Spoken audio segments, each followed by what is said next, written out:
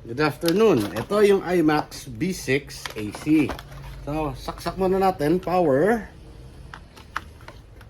Then, saksak natin sa outlet. Yan.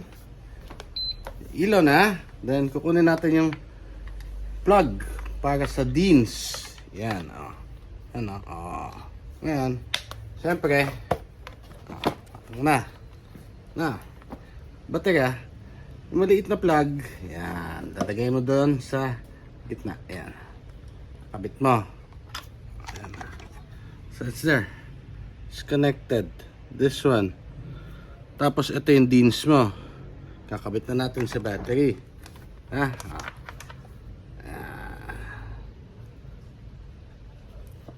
Yan, okay. So, sa settings, so you'll see, pag saksak mo metal hydride, nickel cadmium, PB, then save data, load data, program, LiPo bat. So pag mo, pindutin mo yung start, select, LiPo charge, pili ka ng voltage, select mo dito. So ito 1, naka 1 ampere, 11.1 yung battery na yan. So okay, when you start charge, long press, start. Yan, this is charging. Okay, stop natin, ha. So, pag ang battery naman, iba-balance mo muna bago mo i-charge. Balance. So, long press, same.